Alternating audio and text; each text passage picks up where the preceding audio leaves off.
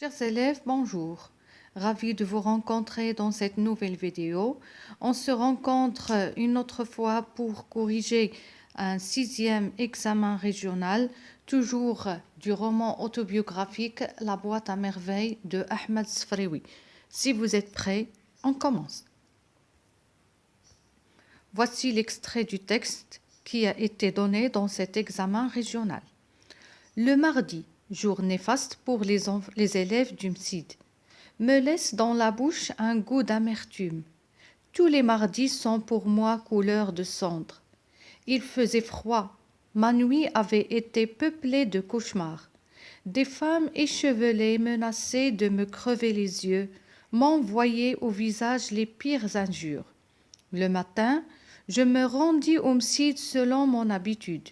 Le frère avait son regard de tous les mardis. Ses yeux n'étaient perméables à aucune pitié. Je décrochai ma planchette et me mis à annoncer les 2 ou 3 versets qui étaient écrits. À 6 ans, j'avais déjà conscience de l'hostilité du monde et de ma fragilité. Je connaissais la peur, je connaissais la souffrance de la chair au contact de la baguette de conacier. Mon petit corps tremblait dans ses vêtements trop minces. J'appréhendais dès le soir consacré aux révisions. Je devais, selon la coutume, réciter les quelques chapitres du Coran que j'avais appris depuis mon entrée à l'école. À l'heure du déjeuner, le maître me fit signe de partir. J'accrochai ma planchette. J'enfilai mes babouches qui m'attendaient à la porte du MSID et je traversai la rue. Ma mère me reçut assez froidement. Elle souffrait d'une terrible migraine. Pour enrayer le mal, elle avait les tempes garnies de rondelles de papier copieusement enduites de colle de farine. Lalla Isha, une ancienne voisine, vint nous rendre visite. Ma mère la reçut en se plaignant de ses maux, tant physiques que moraux. Elle affectait une voix faible de convalescente, s'étendait sur les souffrances de telle partie de son corps, servait violemment des 2 mains sa tête empaquetée dans un foulard. Lalla Isha lui prodigua toutes sortes de conseils, lui indiqua un frère dans un quartier éloigné, dont les talismans faisaient miracle. Je me tenais timide et silencieux dans mon coin. La visiteuse remarqua la pâleur de mon visage. « Qu'a-t-il ton fils » demanda-t-elle. Et ma mère de répondre.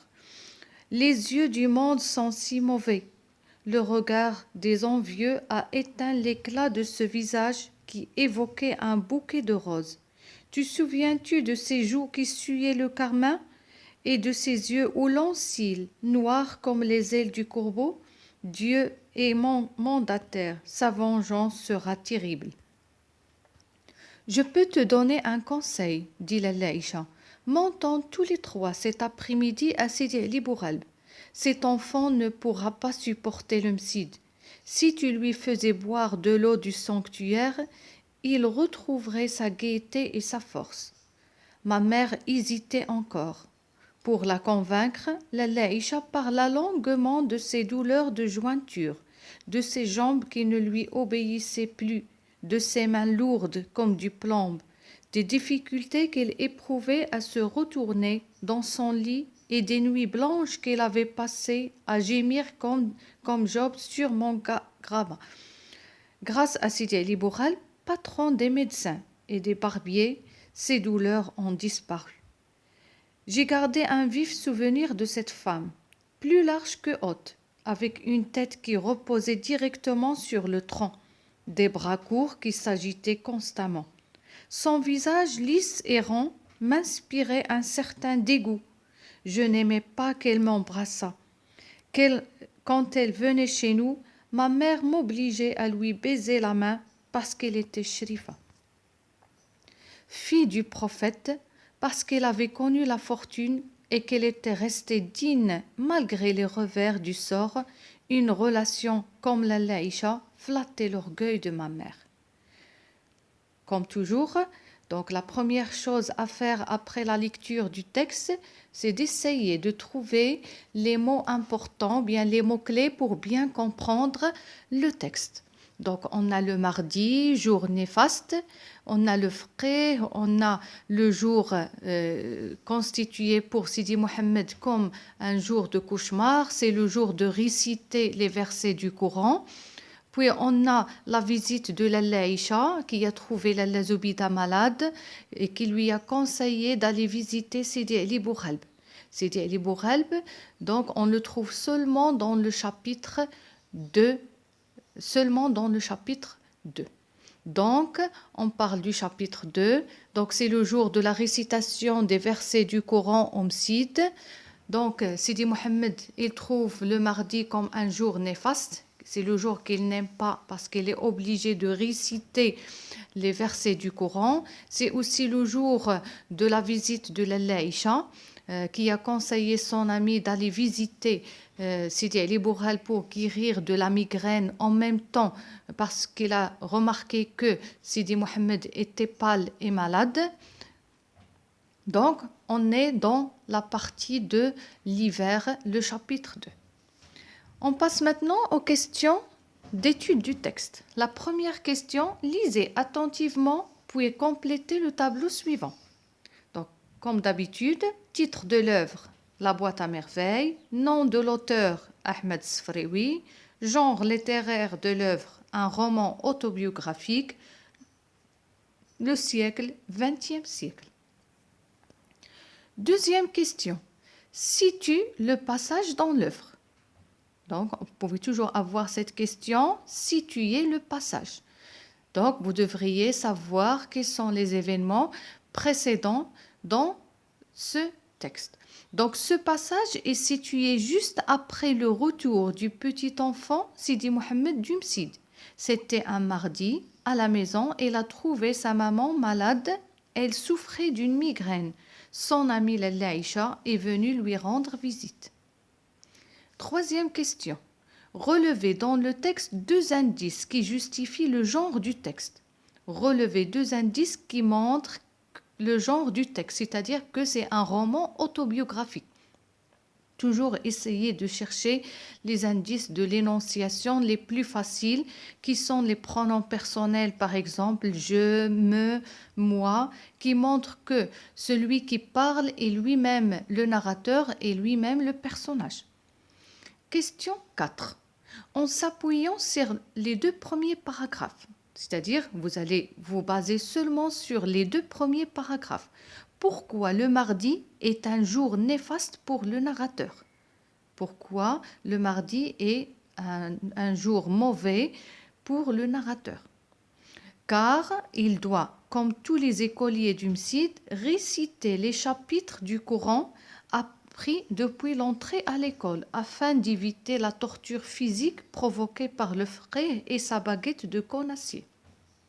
Donc Sidi Mohammed n'aime pas le mardi parce que c'est le jour de réciter les chapitres ou bien les versets du Coran, sinon il sera puni par la baguette du frère. Deuxième partie de la question, montrez que le frère est sévère. Vous avez un indice dans le texte. Le frère avait son regard de tous les mardis, ses yeux n'étaient perméables à aucune pitié. Ou bien vous l'expliquez, le comportement du frère envers ses élèves est très sévère, sa baguette de conacier fait souffrir les écoliers qui commencent à connaître la peur dès leur bas âge. Troisième partie de la question, quel sentiment éprouve le narrateur? Bien sûr, il éprouve la peur. Relevez 3 termes relatifs à ce sentiment. Vous avez dans le texte « Je connaissais la peur, mon petit corps tremblait, j'appréhendais ». Quelle tonalité donne-t-il au texte? Une tonalité pathétique. Donc, quand les élèves vont le mardi au Msid, ils vivent dans le cauchemar, dans la peur. C'est parce que s'ils ne récitent pas les versets du Coran, ils seront punis et sévèrement par le frère qui va utiliser sa baguette de cornacier pour les punir, bien sûr, un châtiment physique. Question 5. Vous avez la phrase « J'enfilais mes babouches qui m'attendaient à la porte du msjid ». La question « Quelle est la figure du style employée dans la phrase ci-dessus » Bien sûr, c'est la personnification. Pourquoi? On a les babouches qui attendaient à la porte. Les babouches sont les chaussures, donc qui attendent. Normalement, qui attend, c'est l'homme. Donc les babouches attendent Sidi Mohammed à la porte. Donc c'est une personnification. Deuxième partie de la question, quel désir chez l'enfant cette figure de style met-elle en valeur? Donc qu'est-ce qu'on veut montrer par cette figure de personnification? C'est pour montrer le désir de partir, de quitter le msjid. Question 6. La visiteuse remarqua la pâleur du visage de l'enfant. La question, quelle est la cause de cette pâleur selon la mère? Lalla Aïcha, il a remarqué que le visage de Sidi Mohammed est pâle. Donc, comment la mère, Lalla Zoubida, a expliqué cette pâleur? Il l'a expliqué par le mauvais œil ou bien le regard des envieux. Deuxième partie de la question, quel conseil Lalla Aïcha donne-t-elle pour que l'enfant retrouve sa force? Elle a proposé d'aller boire du sanctuaire de Sidi Ali Bouralb pour obtenir sa guérison. Question 7. D'après votre lecture de la suite de l'œuvre, dites si l'enfant va retrouver sa force grâce au conseil de Lalla Aïcha. Ce n'est pas dans ce texte, mais la suite.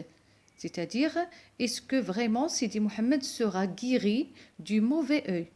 Bien sûr que non.